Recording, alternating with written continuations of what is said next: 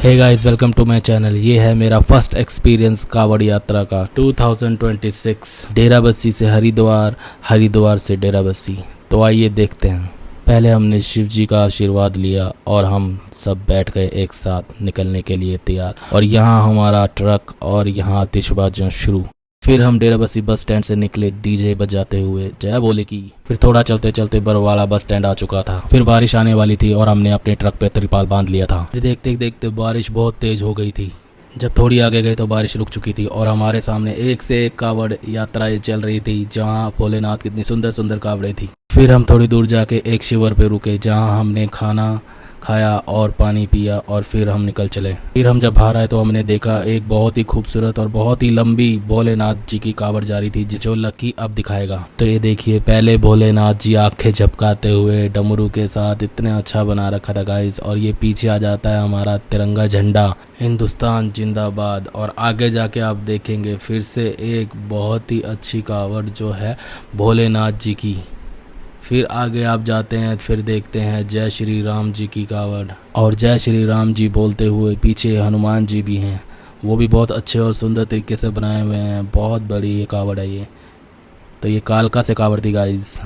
फिर हम देखते हैं ये दो भोले अपनी कावड़ ले जाते हुए और पीछे ये 6 भोले बाबा को ले जाते हुए जय भोलेनाथ। फिर बच्चों ने आगे जाके किया डांस और सभी ने उनको किया ज्वाइन। और यहाँ पर सभी खुशी से भोले बाबा के गानों पे नाचते हुए अपनी थकान को दूर करते हैं। तो आगे जाते हुए आपको हर जगह दिखेंगे शिविर, जहाँ लोग खाना पीना और सेवा करते हैं कावड़ियों के लिए। फिर सुबह हो गई और हम पहुंचे सहारनपुर। सहारनपुर का जो माहौल था वो आप देख ही सकते हैं। अब यहाँ से जाम लगना शुरू हो चुका है और मौसम आप देख ही सकते हैं कि बारिश होने ही वाली है। फिर आगे जाके बारिश बहुत तेज हो गई और यहाँ पर विजय हमारी जो तिरपाले थी उनको सेट करते हुए अच्छे से बांध रहा है, ताकि जो पानी है वो अंदर ना आए, बिकॉज पानी अंदर आना शुरू हो गया था। देखते ही देखते बारिश बहुत तेज हो गई थी। गलियों में सड़कों में पानी भर चुका था और हमारे कुछ बंदे पीछे छूट गए थे जो नीचे उतरे थे। फिर उनको भाग के चढ़ना पड़ा।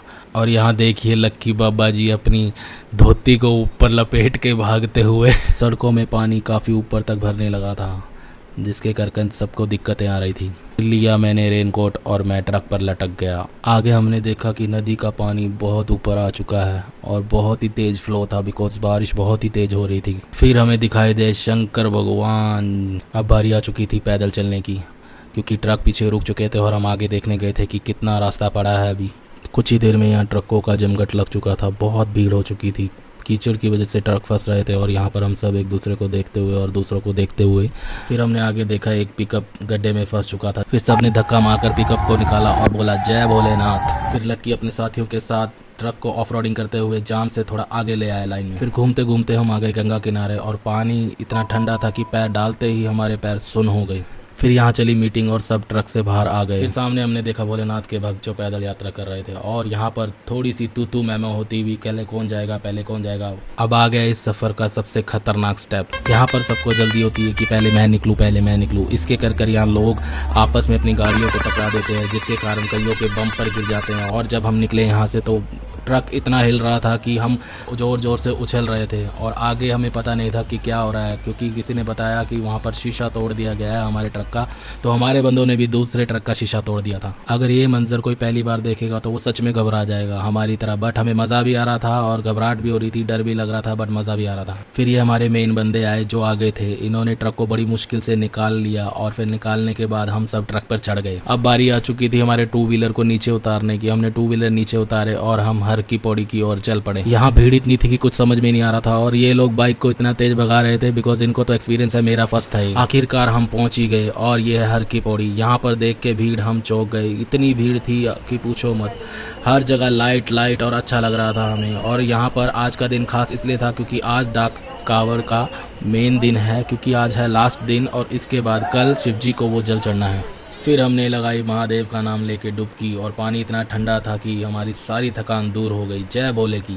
फिर यहाँ पर पंडित जी पूजा करते हुए और लक्की कावड़ में जल भरते हुए। क्या आपको पता है कि सबसे पहले कावड़ किसने शुरू करी? अगर पता है तो कमेंट करिए। अब हम निकलने को तैयार हो गए। कावड़ उठाने के बाद पैदल चलना और दौड़ना जारी रहता है। जल अभिषेक से पहले सामान्य रूप से रुककर आराम नहीं किया जाता। अगर हम में से कोई कावड़िया थकने पर कावड़ दूसरे कावड़ियों को सौंप सकता है ताकि यात्रा जारी रहे। कावड़ या गंगा जल को जमीन पर नहीं रखा जाता और आखिर में सीधा शिवलिंग तक पहुंचकर गंगा जल से भगवान शिव जी का जल अभिषेक करना होता है। और हमने कुछ दूर आगे जाके देखा, एक बाइक में आग लग गई थी और ये बाइक में आग मेरे सामने लगी थी। मैंने वीडियो बनाना शुरू किया और यहाँ पर अब इसका टैंक फूट जाता है, वो आग और भी बढ़ जाती है और ये देख के सभी घबरा जाते हैं, लेकिन कावड़ यात्रा चलती रहती है। आगे जाके आप देख ही सकते हैं इतनी बाइकों का शोर यहाँ पर, और इस सभी के सलेंसर भी निकले होते हैं जो आवाज ट्र ट्र बहुत जोर की कानों में बजती है।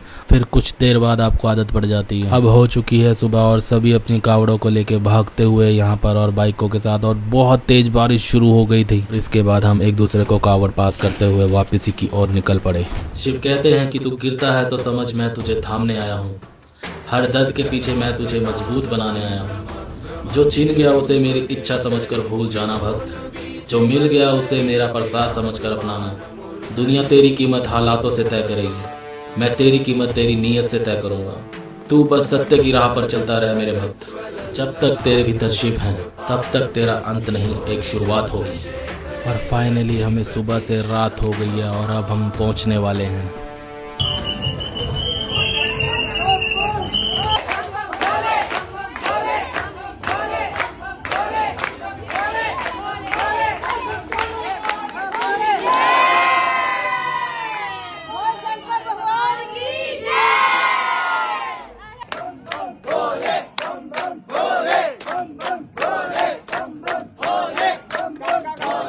मेरा फर्स्ट एक्सपीरियंस और ये कावड़ यात्रा करके मेरे दिल को सुकून मिला। हर हर महादेव।